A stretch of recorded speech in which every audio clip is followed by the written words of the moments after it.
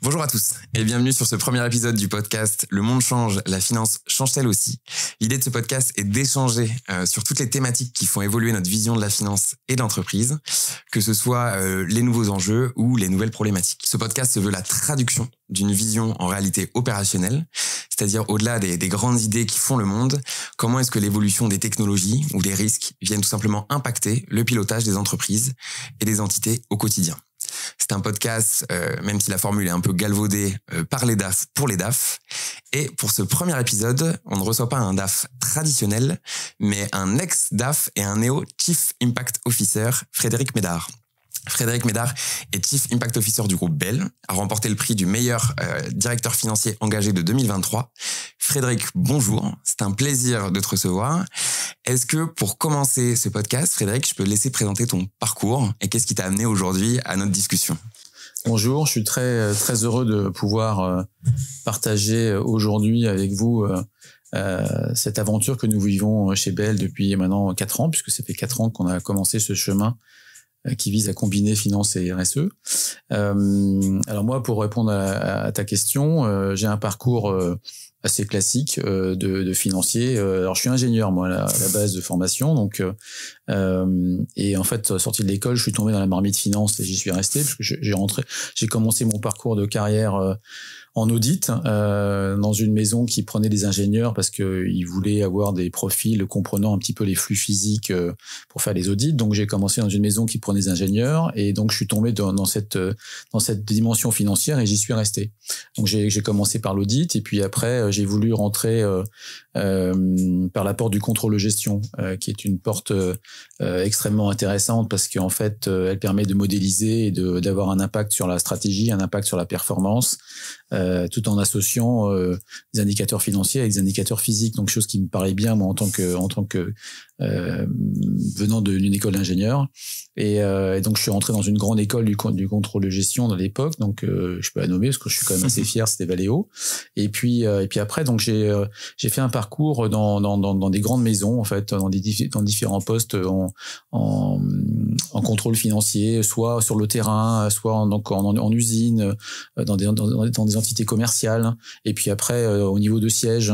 Donc j'ai vu globalement le pilotage en mode hélicoptère et le pilotage sur le terrain. J'ai pas fait que du contrôle de gestion, j'ai aussi fait du contrôle financier, du financement. Donc j'ai touché à plein de fonctions qui m'ont globalement permis en fait d'avoir cette capacité à construire des modèles d'animation de la performance qui soient adaptés aux environnements et au contexte où je me trouvais, parce que j'ai fait de l'automobile, j'ai fait de l'agroalimentaire, j'ai eu la chance de travailler également dans l'industrie des logiciels, et puis aussi dans la sidérurgie et dans le pétrole. Donc est-ce que ce serait à refaire? Je suis pas certain, mais en tout cas ça fait partie de mon parcours et donc c'est ça que j'en ai retiré, cette capacité à construire des modèles adaptés.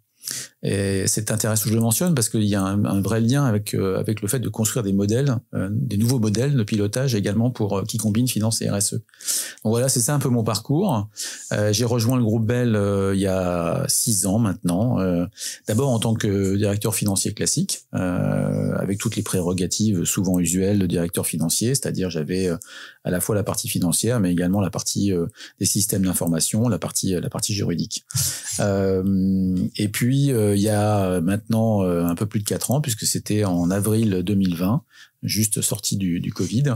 En fait, on me propose cette espèce de cette surprise, en tout cas de proposition extrêmement étonnante, mais intellectuellement palpitante, qui est de dire mais est-ce qu'on peut pas construire autre chose, une nouvelle façon d'animer la performance, d'un nouveau modèle de pilotage en combinant finance et RSE. Et donc ça s'est concrétisé et en fait c'est arrivé à un moment peut-être c'est pas arrivé par hasard, je pense que tu vas me poser la question, mais en tout cas c'est arrivé à un moment où j'étais prêt pour faire ça, où j'avais envie de faire ça et qui correspondait aussi à un moment un peu particulier pour l'entreprise, qui était ce moment en fait sorti de la crise Covid. Je pense qu'on a tous été un petit peu quand même transformés, chamboulés par ce qu'on a vécu en 2019 et en 2020. En tout cas, une vraie volonté d'accélérer en fait l'opérationnalisation des sujets RSE. Donc c'est dans ce moment-là que ça s'est passé. Alors, absolument génial, et j'ai hâte que tu nous parles un peu plus en détail justement de toute cette transformation opérée. De ce que je comprends, le déclic quelque part de cet intérêt pour la transition écologique, pour la RSE, te vient un peu d'avant. C'est pas forcément cette expérience de Bell, puisque tu disais être un peu prêt au préalable. Quel a été le moment pour toi qui a déclenché quelque part l'envie de pousser un sujet comme celui-là justement dans un groupe comme Bell? En fait, tout d'abord sur le prisme complètement personnel, c'est arrivé au moment où je commençais vraiment à me poser la question de savoir comment je voulais poursuivre mon parcours de carrière. En fait, devenir directeur financier d'une très très belle entreprise, d'un beau périmètre, c'était un peu le Graal. C'était globalement, j'avais le sentiment d'avoir gagné ma Coupe du Monde. Donc, et je commençais effectivement à me demander quelle pouvait être l'étape d'après. Moi, je suis le papa de 4 filles qui poussent à la maison. Je suis quand même confronté à des jeunes adultes ou à à l'époque soit des petits enfants, parce que maintenant c'était qu'à 6 ans, parce que le temps passe vite, ou alors des jeunes adolescentes. Vivant en fait, commençant à se poser des questions, commençant à être confronté à des questionnements, limite de l'éco-anxiété dont on parle beaucoup en ce moment, et qui quelque part me posait la question directement, indirectement de qu'est-ce que je peux faire moi pour avoir un impact sur tout ça. En tout cas, ça commençait vraiment à me questionner. Et puis, j'ai aussi fait le constat à travers ce parcours de carrière où j'ai eu beaucoup de chance, c'est vrai, de toucher quand même du doigt que il y avait quelque chose qui les référentiels financiers comptables qu'on utilise, ils sont incomplets. En fait, ils ne retranscrivent pas la valeur de ce qu'on extrait dans la nature. Donc, il n'y a pas de valeur du carbone, il n'y a pas de valeur de l'eau. La valeur de ce qu'on utilise, c'est la valeur d'extraction, de transformation, mais il n'y a pas de valeur intrinsèque à ce qu'on utilise. Donc, quelque part, on est des analystes des environnements où on se trouve. On est globalement... alors là, je prends ma casquette précédente de financier, mais on est là pour faciliter la prise de décision, orienter, donner des recommandations, analyser les risques, analyser les opportunités. Et en fait... nos référentiels de données, ils sont incomplets.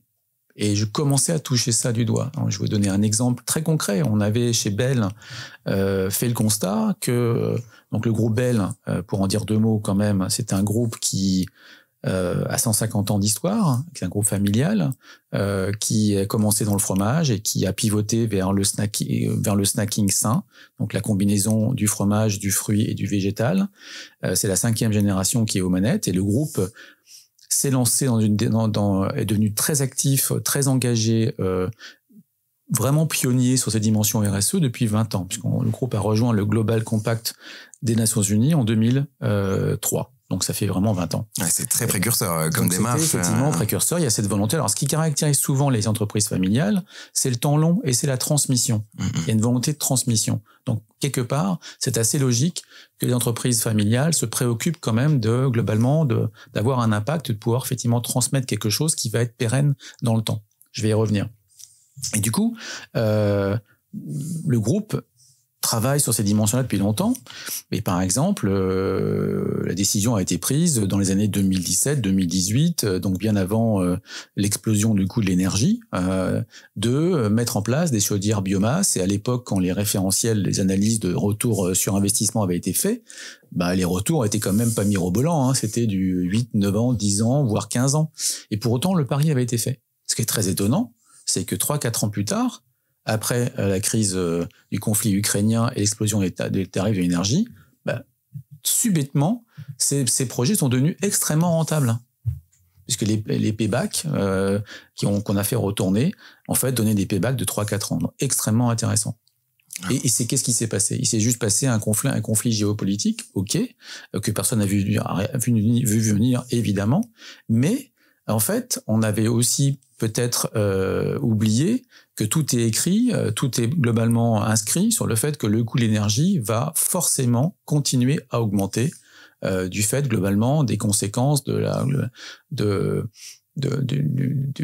raréfication globalement de l'énergie pas chère à travers le pétrole et que globalement on va vers quelque chose de beaucoup plus cher.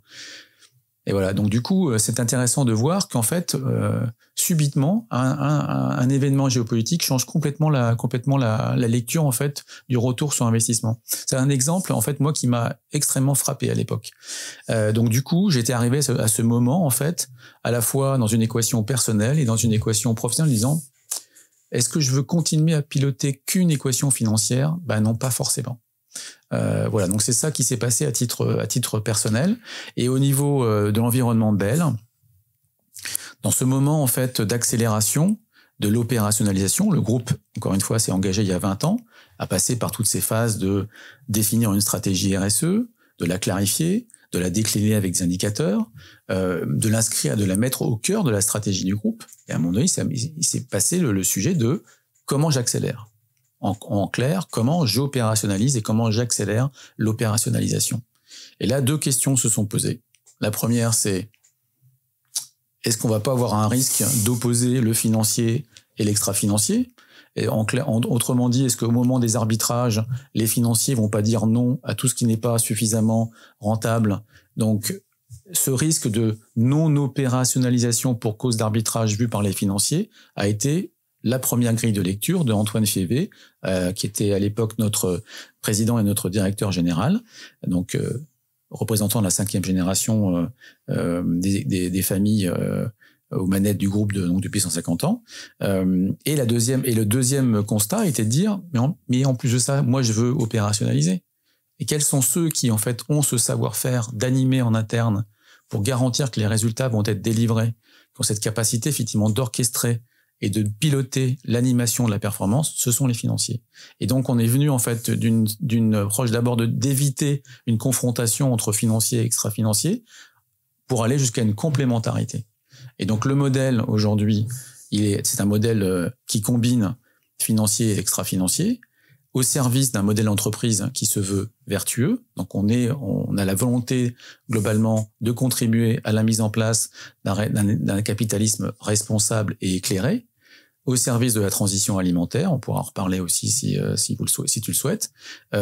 Mais qui dit nouvelle modalité d'entreprise dit nouveau modalité de pilotage. Et donc c'était ça le pari. C'était ça le pari. Assez incroyable. Et ouais, je constate vraiment que quelque part tout ce qui est opéré aujourd'hui par Bell est en fait le résultat d'un engagement continu. Un groupe qui existe depuis 150 ans.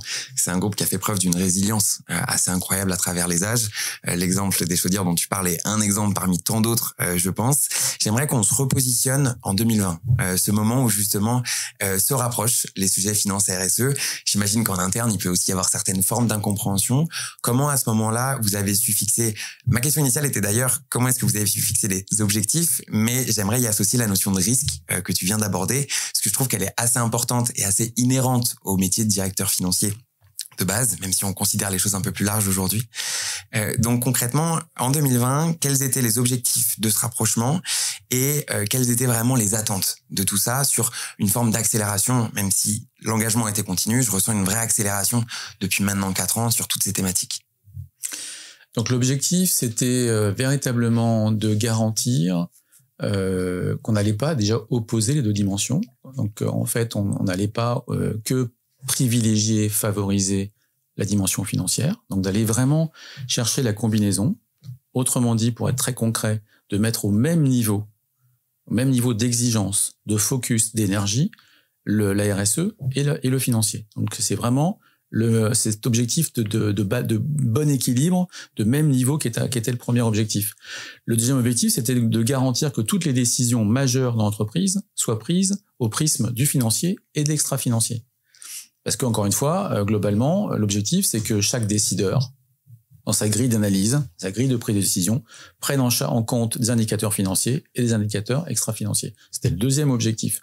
Et le troisième objectif, c'était juste de délivrer en fait la feuille de route RSE, donc d'apporter en fait ce savoir-faire de globalement, je garantis, je mets tout en œuvre pour globalement délivrer les résultats. Et si je suis en retard, je mesure que je suis en retard, je suis réactif. Et je mets en place des plans de rémédiation pour rattraper le retard, comme on fait globalement quand on a des résultats financiers qui sont en écart. Donc en fait, d'apporter globalement le même niveau d'énergie et de focus sur les 2 dimensions. Et de combiner. De pas opposer, mais de combiner. Parce que c'est un point important, le temps de la finance est un temps court. on va dire court ou moyen court. Hein, très court quand on est une entreprise cotée en bourse où on a globalement à présenter ses résultats tous les trimestres. Mais sinon, c'est quand même un temps relativement court. Le temps de la RSE, c'est un temps très long. Ça prend du temps. Ça prend du temps de travailler sur son amont agricole. Ça prend du temps de travailler sur ses usines, sur ses entrepôts. Et ça prend du temps globalement de changer le logiciel, les conversations avec l'écosystème qui est le nôtre, c'est-à-dire globalement les parties prenantes. Donc, il faut conjuguer les deux dimensions. Et le troisième enjeu, donc du coup, c'était de chercher une personne qui allait globalement prendre à sa charge tous les arbitrages. Les arbitrages entre le temps court et le temps long, entre la dimension financière et la dimension extra-financière. C'était globalement ça, la feuille de route qu'on m'a donnée en 2020. Quelques enjeux, donc. Et justement, cette feuille de route, j'aimerais qu'on s'attarde un petit peu dessus. Là, donc, je repositionne. Concrètement, c'est tous les piliers qui ont quelque part constitué le rapprochement de la finance et de la RSE au sein du groupe Bell. On est en septembre 2020. OK, il faut enclencher justement la mise en place de cette feuille de route et son exécution. Ça a été quoi les étapes clés, quelque part, vraiment en termes purement opérationnels, activables? Comment est-ce que tu t'y es pris avec cette feuille de route, ce canevas, pour activer les sujets les uns après les autres? Je suis passé par cette étape de, globalement, comment construire le positionnement. Parce que c'était en fait une nouvelle création de poste, une nouvelle fonction, un nouveau département. Donc on a changé le nom du département. Ça nous a pris quelques mois, parce que ce mariage finance et RSE, c'était en avril-mai 2020. On a changé le nom du département quand à l'arrivée de notre nouvelle directrice générale, Cécile Belliot, donc en mai 2022. Donc ça nous a pris globalement 2 ans pour trouver un nom, parce que le nom, c'est important. À travers le nom, on incarne. Quand on parle de direction de l'impact, en fait, ce qu'on veut faire, c'est mesurer l'impact pour avoir un impact positif. Donc, il fallait créer ce positionnement. Parce qu'il fallait rassurer, parce qu'il fallait incarner, et donc il fallait globalement avoir une assise très solide. Donc au démarrage, j'enclenche beaucoup de globalement d'actions visant à incarner cette double casquette, garantir globalement que je ne vais plus être perçu comme le directeur financier, mais comme celui qui est en charge de la RSE et de la finance. Ça passe par des choses très simples, qui sont de dire, par exemple, évidemment, je continue à communiquer sur les résultats financiers en interne, mais si je parle que de résultats financiers, je suis pas crédible. Donc, il faut que je parle autant de résultats financiers que de résultats extra-financiers. Il faut toujours trouver l'équilibre. Donc, cette notion d'équilibre, elle est vraiment importante. Comment, globalement, constamment, on est walk the talk, comme on dit en anglais, on est constamment en train d'incarner cet équilibre entre les deux dimensions. Donc, je passe du temps, globalement, à embarquer les équipes RSE et à commencer aussi à rassurer et à embarquer les équipes financières, à créer une dynamique collective et donc de créer les ponts entre ces deux dimensions. Et après, se pose la question de savoir comment est-ce qu'on commence? Par quoi commence-t-on pour justement garantir que l'on va incarner tout de suite, de façon très concrète, cette double grille de lecture sur le pilotage de la performance. Et en fait, c'est venu assez naturellement. Je me suis dit, en accord avec le COMEX, qu'il fallait occuper les processus majeurs de prise de décision. Alors, dans un groupe comme Bell, les 2 principaux processus de décision, ce sont les processus de validation des investissements, les CAPEX, et ce sont les processus de validation des innovations et rénovations de produits. Et donc, qu'est-ce qu'on a fait? On a créé une matrice d'évaluation de l'impact des projets. Alors, c'est pas la même pour les investissements et pour les innovations, mais en fait, elle s'inspire de nos critères, de notre stratégie RSE. Donc, on a 120 indicateurs. Évidemment, on peut pas retenir 120 indicateurs à chaque fois pour pour mesurer l'impact. On en a retenu un certain nombre, et en fait, ça donne une note. Et l'objectif, c'est pas d'avoir une note pour la note. L'objectif, c'est juste de mesurer l'impact au démarrage de la phase d'idéation des projets, pour globalement amener les équipes projets à améliorer la note dans cette phase globalement de travail, d'idéation du projet, parce que à la fin des fins, ce qu'on veut, c'est d'être dans une approche d'amélioration continue, donc en mode action. Et donc du coup, ça veut dire que un projet, s'il a une mauvaise note, il va pas forcément être retoqué. Il va juste globalement embarquer des moyens additionnels, si c'est des investissements, pour compléter effectivement avec avec des compléments. Par exemple, si on a une ligne de production en usine, on peut réfléchir à comment est-ce qu'on va améliorer les conditions de travail au poste sur la ligne de production, réduire la consommation d'énergie, réduire la consommation en eau, etc. Donc, si on embarque dès le démarrage, en fait, des critères d'analyse qui sont globalement les plus complets, les plus exhaustifs possibles, on assure une optimisation de l'amélioration de l'impact. Et on rentre dans une espèce de démarche aussi de dire on accepte d'avoir 1 an, 2 ans, 3 ans pour atteindre l'objectif. D'ailleurs, ce qu'on fait aussi en financier. Dans une entreprise comme Bell, on a évidemment des critères de rentabilité minimum. Est-ce qu'on refuse les innovations qui sont pas au seuil de rentabilité? Bien sûr que non. On leur dit, vous avez 1 an, 2 ans, 3 ans pour y être. Qu'est-ce que vous pouvez faire pour y être? C'est exactement pareil. C'est la même méthodologie pour la RSE. Vous n'êtes pas au bon niveau. Qu'est-ce que vous pouvez faire 1 an, 2 ans, 3 ans pour y être? Donc c'est ça. On a commencé par occuper ce terrain-là, les 2 gros processus de décision. Et ça a très bien marché. Parce que tout de suite, on a été concret. Tout de suite, on a globalement occupé le terrain en créant ce que moi j'appelle les moments de conversation. Ok. Voilà. Donc ça veut dire qu'à chaque fois qu'on parle d'un gros investissement, on parle de finance, on parle de RSE. On a une innovation, on parle de l'équation financière, on parle de l'équation RSE du projet. Et ça a très bien fonctionné. Donc ça a mis globalement entre 6 et 9 mois pour chaque processus pour globalement être stabilisé. Évidemment, ça a nécessité le fait que les équipes RSE maintenant soient partie intégrante de ces processus de réflexion et de validation, mais globalement, ça a bien fonctionné. Et ça a permis globalement d'être très concret. Et donc de faire pivoter l'entreprise. Ah ouais, il se passe quelque chose. Par ailleurs, évidemment, on a aussi garanti qu'on avait dans nos systèmes de rémunération quelque chose qui soit cohérent. On a des critères financiers, on a aussi des critères extra-financiers dans les systèmes de rémunération. Donc ça, c'était la première grosse étape. Il fallait être concret, il fallait être tout de suite quelque chose qui soit efficace et qui garantisse que voilà, j'ai une décision à prendre. Ben, je prends en compte des critères financiers, je prends aussi en compte des critères extra-financiers. Et puis après, on s'est posé la question de savoir comment est-ce qu'on anime les moments de planification.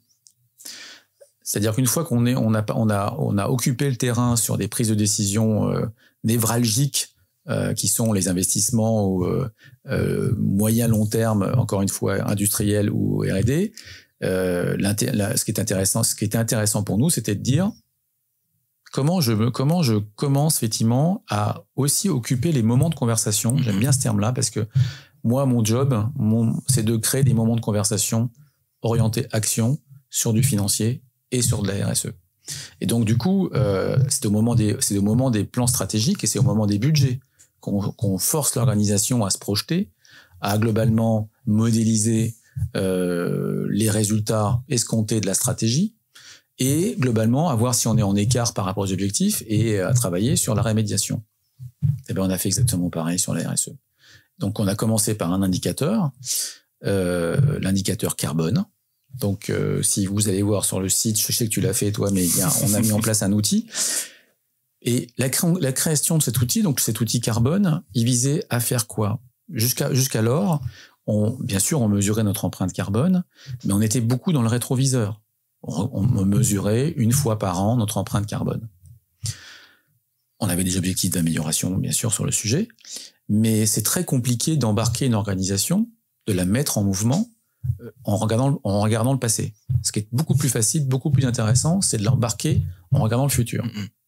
Et donc, on a construit l'outil carbone pour être capable de faire des modélisations et des projections et des prévisions. Donc, l'outil, il a accepté d'être imparfait. Pour un financier, c'est un peu pas facile. Donc, on a eu ce moment de conversation. Est-ce qu'on est confortable pour avoir un outil qui est fiable? Alors, au début, c'était 80%, mais je leur ai dit oui. Parce que de toute façon, c'est la certitude. On démarre à 80%, on sera en amélioration continue. J'ai fait le pareil à l'époque, 2 ans ou 3 ans après, on serait à 90%. C'était le cas. On a été à 92% au bout de 2 ans, 2 ans et demi. Et on continue à s'améliorer. Et c'est normal. Et en fait, c'est pas encore une fois la fiabilité, on n'a pas besoin d'être à 1%. En fait, ce qui est intéressant, c'est de mettre l'organisation en mouvement pour la mettre effectivement dans une approche d'amélioration continue et de générer des plans d'action. Et donc cet outil, on a créé un outil qui correspond à mettre en place des standards carbone par produit. Et en fait, on a utilisé une méthodologie de contrôleur de gestion. On a créé un standard carbone à partir effectivement des nomenclatures de nos produits. Et ce qui est intéressant, c'est que derrière, ça permet de faire des prévisions de l'empreinte carbone par marque, par usine, par pays, par plateforme géographique. Et donc, du coup, on peut embarquer toute l'organisation. Voilà ce qui se passe si vous ne faites rien. Voilà ce qui se passe si voilà l'impact de telle amélioration si vous faites globalement un peu plus de fruits, un peu plus de produits végétaux. Parce que la conviction profonde que nous avons au niveau du comité de direction, c'est qu'en fait, il faut aussi on travaille notre mix. Évidemment qu'on va avoir des améliorations, mais il faut faire travailler le mix. Et donc, le pari, c'est de globalement embarquer l'organisation sur une projection carbone. Et ça a très bien marché. On a fait un plan stratégique carbone, gros succès. On a fait un budget carbone, gros succès. C'était la question justement que je voulais te poser. Tu parles des équipes et comment est-ce qu'on embarque? Donc tu nous as donné quelques premiers indices justement en projetant ce qu'il était possible de réaliser ensemble. Quel a été ton ressenti sur l'implication des équipes? Alors je parle vraiment au sens large, finance, RSE, mais a priori toutes les équipes du groupe Bell sur cette accélération concrètement, cette nouvelle façon de prendre des décisions, d'arbitrer entre certains projets. Comment ça s'est passé vis-à-vis des gens? L'ensemble de l'organisation a été très étonné, très surpris au démarrage de cette combinaison finance et RSE. Le premier réflexe était de dire mais pourquoi est-ce qu'on rattache la RSE à la finance? Donc encore une fois, il a fallu rassurer en disant que c'était pas un rattachement de la finance à la RSE ou de la RSE à la finance, c'était globalement une nouvelle modalité d'analyse, de suivi, d'animation qui combine les deux. Donc on est passé par cette phase où il fallait beaucoup communiquer, beaucoup expliquer, beaucoup rassurer. Vis-à-vis des équipes d'ailleurs financières, vis-à-vis des équipes RSE, elles ont compris assez vite ce qu'elles pouvaient gagner de part et d'autre. Donc on est passé par cette phase d'accompagnement du changement, mais ça s'est fait assez. Ça a nécessité beaucoup de temps. Il a fallu beaucoup communiquer, mais globalement ça s'est bien orchestré. Et au niveau du reste de l'organisation, ça n'a pas été si compliqué que ça, dans le sens où, comme on l'a dit tout à l'heure, le groupe Bell est en mouvement depuis 20 ans.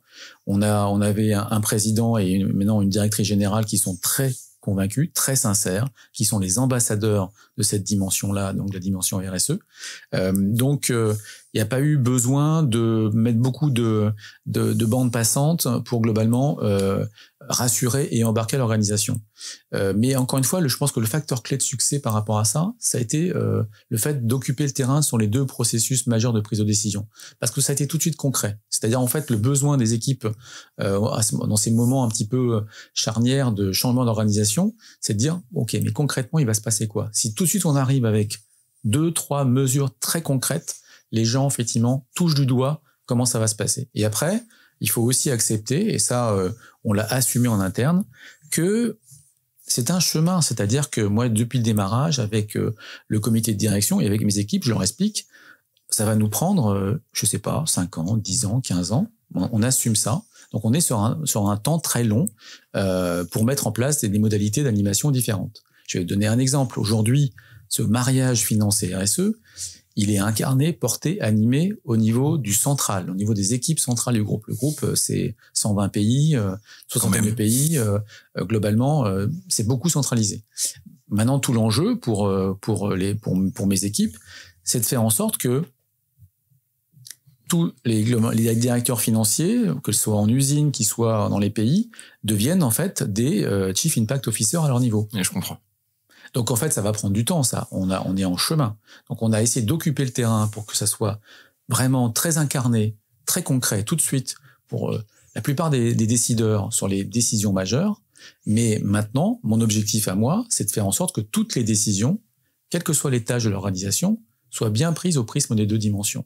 Donc ça nécessite effectivement de passer par des étapes. Les gros processus de décision, c'est fait. Les processus de planification, c'est fait, comme on vient de le voir.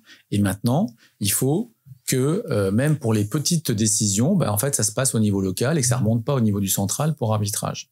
Je vais donner une petite explication avec un petit exemple qui est très parlant, qui est symptomatique de la dimension d'arbitrage dont je parlais tout à l'heure. Parce qu'en fait, notre travail, c'est d'arbitrer. Donc un exemple, je vais être très rapide, mais qui est très, très parlant.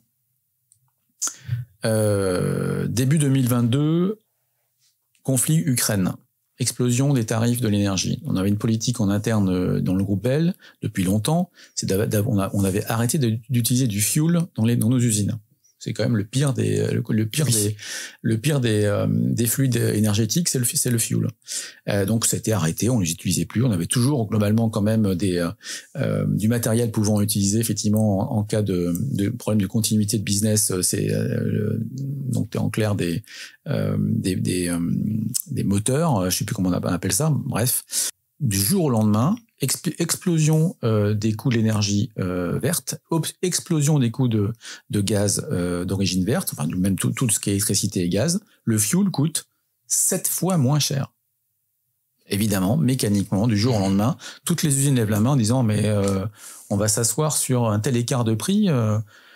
Et alors là, réaction épidermique des équipes RSE, non mais hors de question de faire marche arrière, ce serait un recul en race campagne. Et évidemment, les équipes opérationnelles disent mais enfin, on va quand même pas s'asseoir sur une petite usine, celle qui avait levé la main en premier, c'était 4 millions d'euros en année pleine. Ça crée des moments de discussion assez intéressants, j'imagine. Et là, comment fait-on? Et en fait, c'est là où on peut voir qu'on peut trouver des façons simples de bridger le temps long et le temps court. 4 millions d'euros sur une année.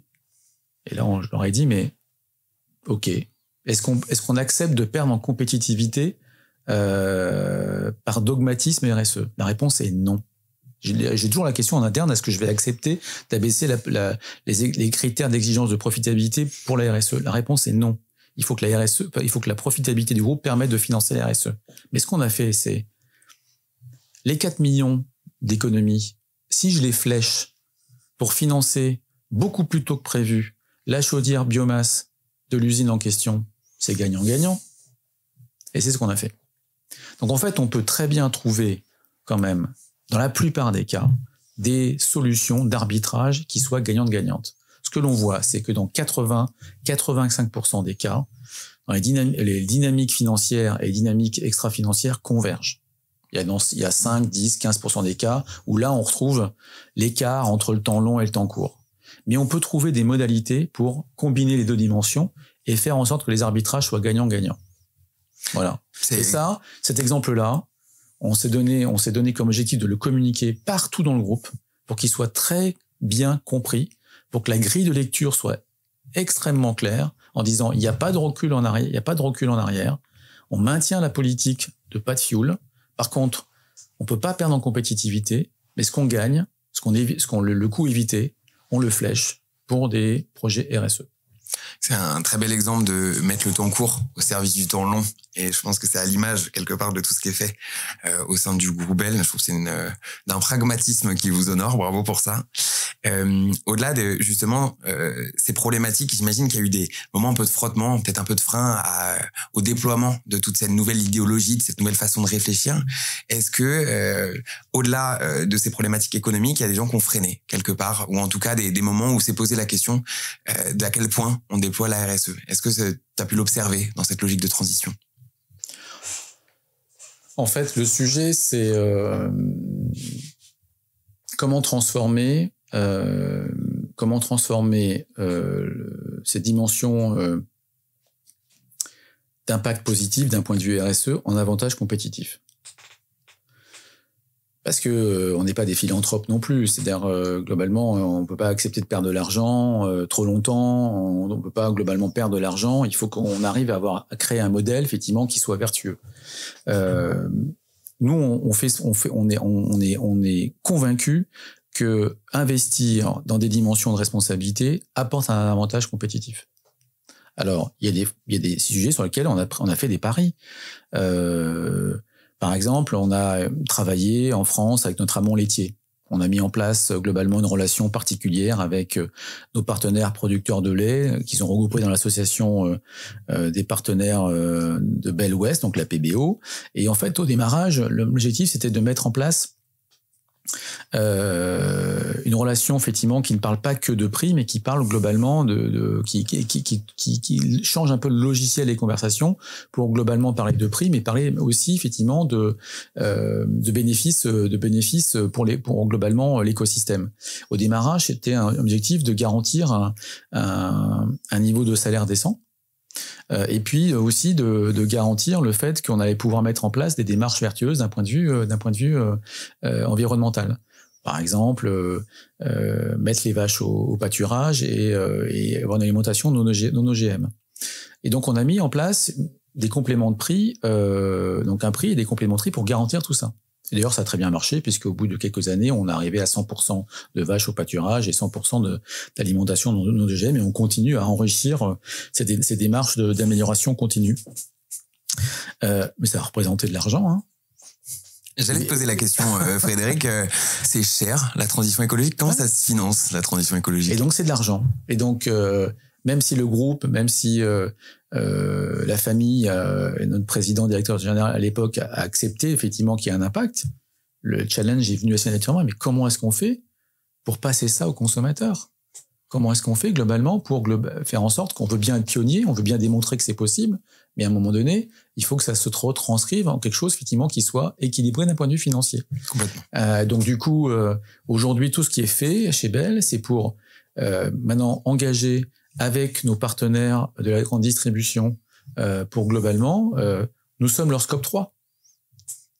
Donc si et ça nous permet en fait de changer aussi le logiciel des conversations avec eux pour arrêter de parler que de prix, parce qu'on parle quand même quasiment que de prix avec eux, mais pour aussi parler globalement de modalités effectivement d'amélioration continue, d'action à connotation environnementale, sociale ou sociétale.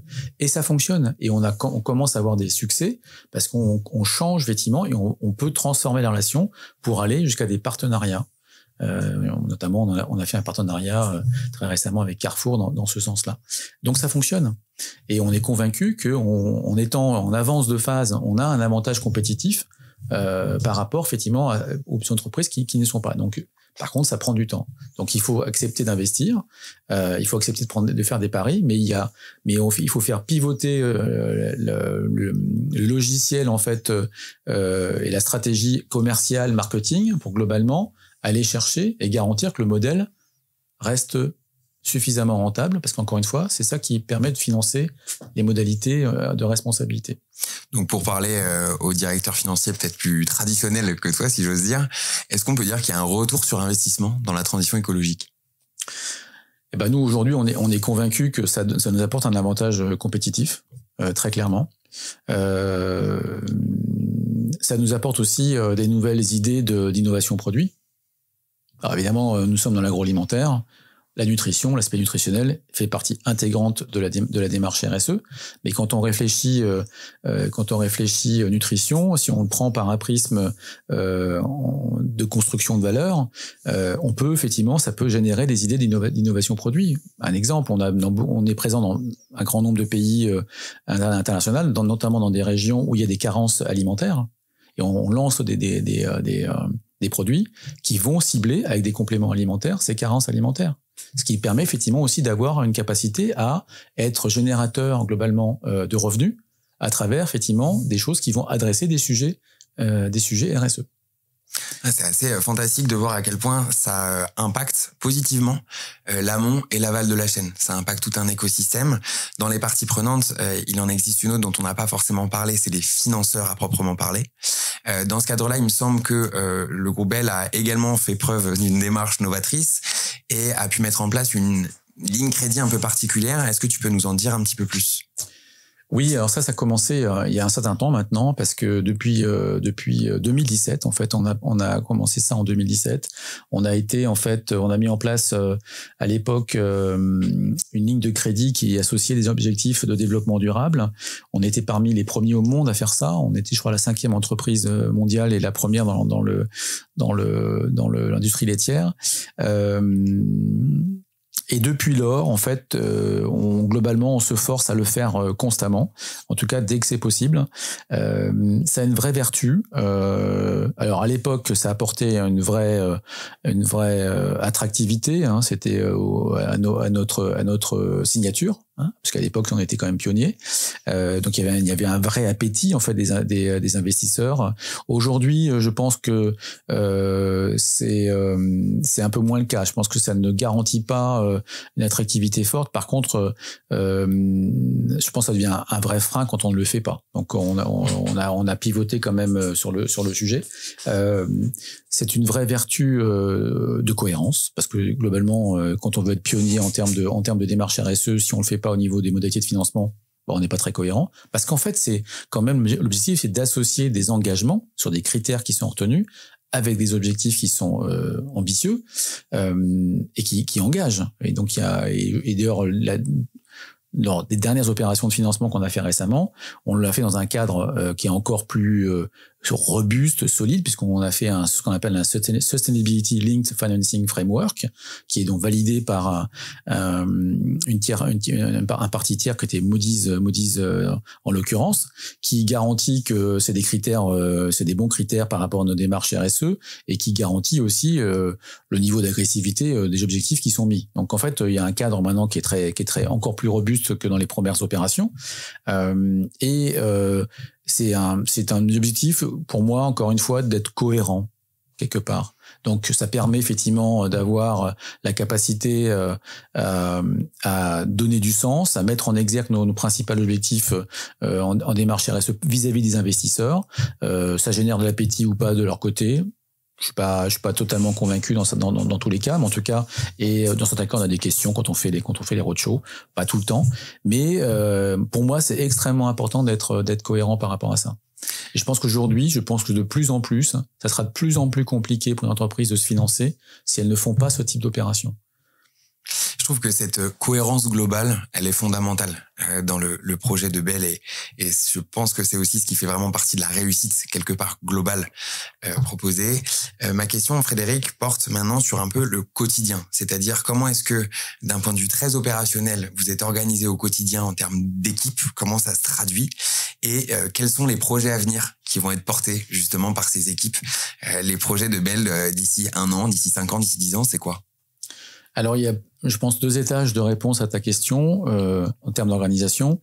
Il y a la gouvernance et il y a l'organisation des équipes. En termes de gouvernance, on s'est attaché à faire en sorte que, encore une fois, on s'adresse à tous les étages de leur gouvernance.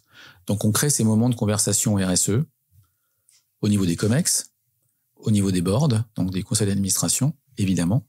Et on a rajouté un étage qui est un comité exécutif dédié, le titre c'est comité opérationnel RSE, qui est une émanation du COMEX, mais qui regroupe à peu près la moitié des membres du comité exécutif, et qui vise donc à piloter les actions, à piloter les stratégies, en tout cas à valider les orientations stratégiques pour validation après au niveau du COMEX. Donc on occupe le terrain sur les 3 étages, ce qui nous donne effectivement une dimension long terme et stratégique au niveau des familles et du conseil d'administration, et une dimension plus opérationnelle au niveau du COMEX et de ce comité exécutif.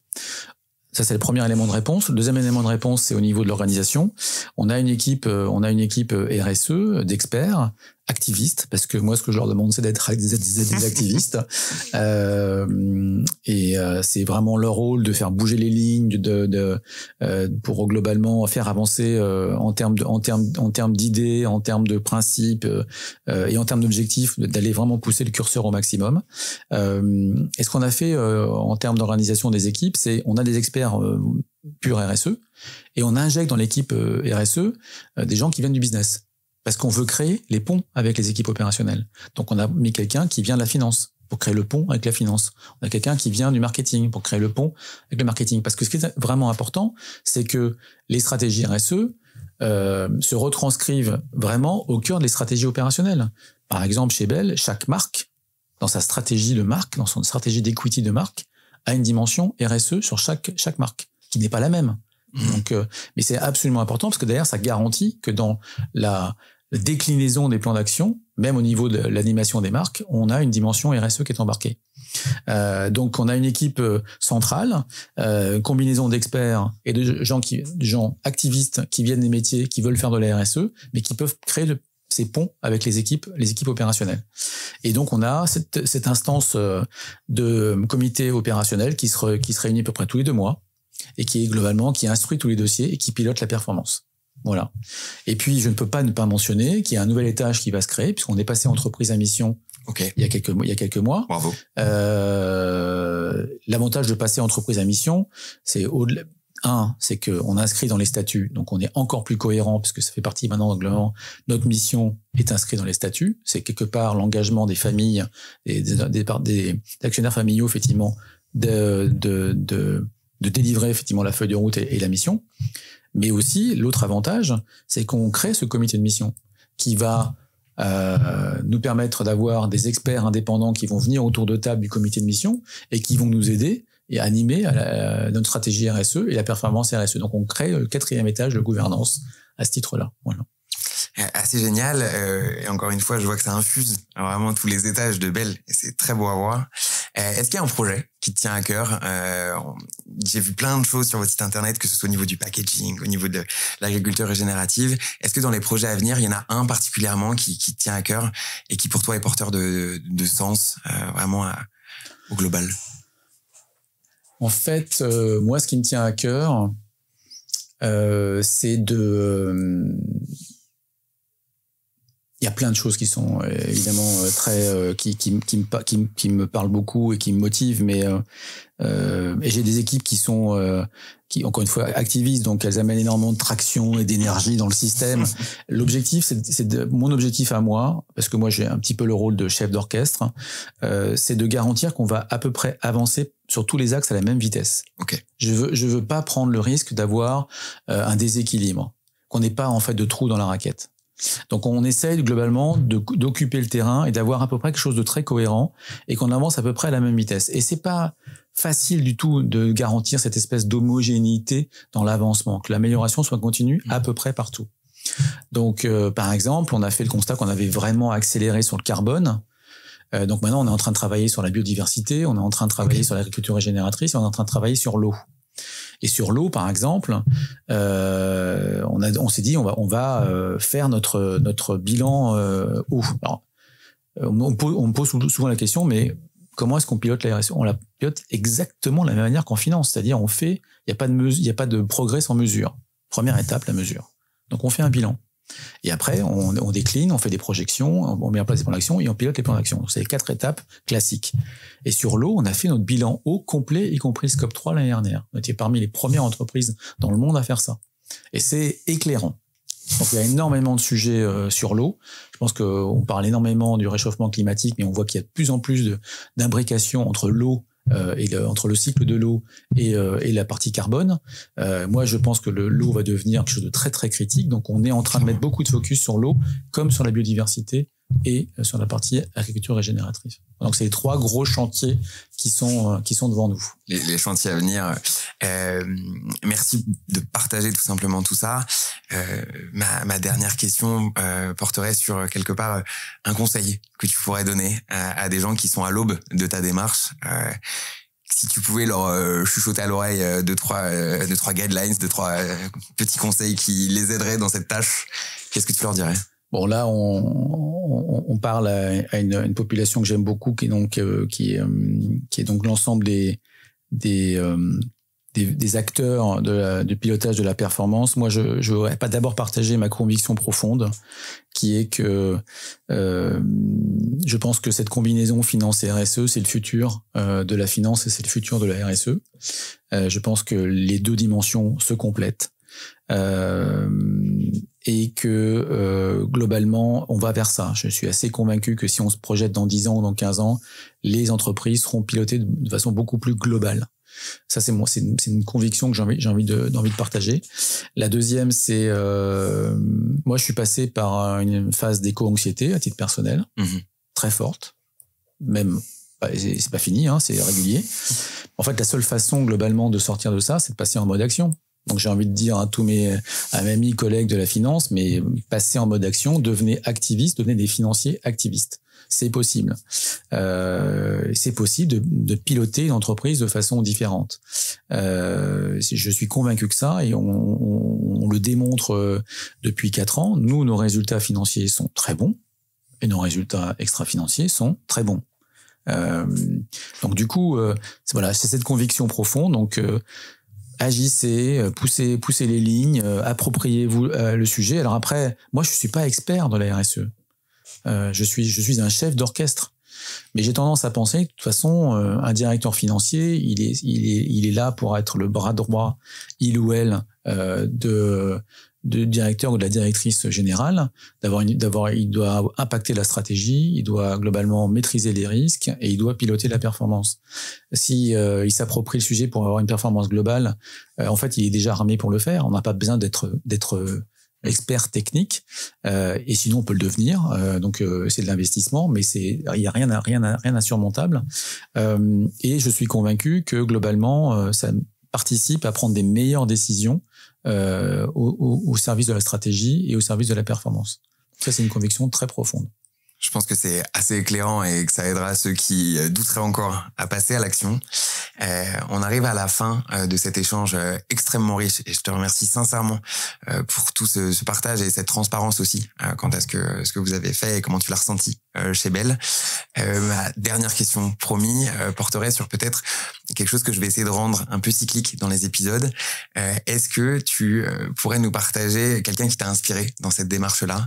Si tu devais mettre en avant l'un de tes pairs quand tu as un joli projet qui a été mené, un projet inspirant, à qui tu penserais? Déjà, je vais parler forcément d'Antoine Fievé et Cécile Belliot, puisque en fait, c'est grâce à eux deux que cette aventure est possible chez Bell. Et Antoine a été pionnier en la matière et Cécile est très sincère et porte tous les jours ce rôle d'ambassadrice de cette dimension, effectivement, pour créer un modèle qui soit et profitable et responsable. Plus spécifiquement sur les aspects financiers, 2 choses que j'ai vues et que je trouve vraiment extrêmement positives, allant dans un sens similaire à ce qu'on veut faire chez Bell. J'aime beaucoup ce que fait Christophe Babule chez L'Oréal. Il parle de cette dimension de Chief Value Office, donc Chief Value Officer. Je trouve qu'on est très proche de ce qu'on veut faire chez Bell. Il porte ça. Je pense que c'est vraiment important de communiquer, de faire savoir, de donner la vision et d'embarquer. Pourquoi je dis ça? Parce que cette combinaison finance et RSE, quelque part, je le prends comme l'image d'un voilier. En fait, quand on est sur un bateau, quand on essuie un grain, en fonction de la météo, on change globalement on change la direction, on adapte globalement, mais on ne perd pas le cap. Donc l'objectif, c'est de montrer que, je crois que Christophe aime beaucoup le bateau. Donc du coup, oui, c'est possible de créer effectivement quelque chose de nouveau qui garantit qu'on va pas perdre le cap, mais qui va effectivement créer un chemin. L'autre exemple qui est très inspirant pour moi, sur lequel on travaille chez Bell, j'ai trouvé ça très intéressant de ce qui a été fait par le directeur financier de Crédit Mutuel Arkea, donc ils ont posté ça sur leur plateforme, qui a globalement étalé sur le concept d'avoir globalement une méthodologie d'estimation de l'impact positif et négatif, ce qu'on appelle les externalités. Mmh. Et donc en fait, il présente son résultat financier, un résultat extra-financier, et la performance globale et la combinaison des deux.